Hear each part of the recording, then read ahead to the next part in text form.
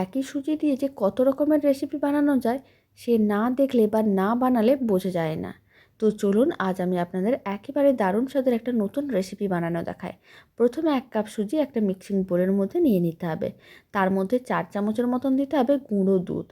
এবার এর মধ্যে দিয়ে দিচ্ছি কিছুটা পরিমাণ ময়দা, মানে 4 চামচের মতন ময়দা দিয়ে দিচ্ছি। এবার অল্প একটু দিচ্ছি লবণ, খুব বেশি না, একেবারে সামান্য পরিমাণ। সমস্ত কিছু একসঙ্গে ভালো করে মিশিয়ে নিতে হবে। তারপর উষ্ণ গরম জল দিয়ে একটা মিশ্রণ রেডি করতে হবে। মিশ্রণটা রেডি করে নেওয়ার পরে অল্প একটু বেকিং সোডা দিয়ে আবারও খুব ভালো করে মিশিয়ে মিশ্রণটাকে রেডি করতে হবে। তারপর গরম তেলের মধ্যে অল্প অল্প মিশ্রণ দিতে হবে আর উল্টে পাল্টে লাল লাল করে ভেজে নিতে হবে। সমস্ত বড়াগুলোকে একইভাবে উল্টে পাল্টে লাল লাল করে ভেজে তুলে রেখে দিতে হবে এক সাইডে। কড়াইয়ের মধ্যে দিতে হবে 1 কাপের মতন চিনি, 1 কাপ জল। সমস্ত কিছু খুব ভালো করে মিশিয়ে নিতে হবে আর চিনিগুলো মেল্ট হওয়ার জন্য অপেক্ষা করতে হবে। যখন চিনিগুলো মেল্ট হয়ে যাবে তখন কিন্তু ভেজে রাখা সমস্ত বড়াগুলো চিনি শিরার মধ্যে দিয়ে ফ্লেমটা অফ করে 30 মিনিট ঢাকনা বন্ধ করে রেখে দিতে হবে।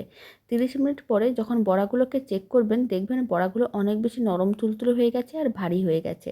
তার মানে ভালো করে চিনি শিরাটা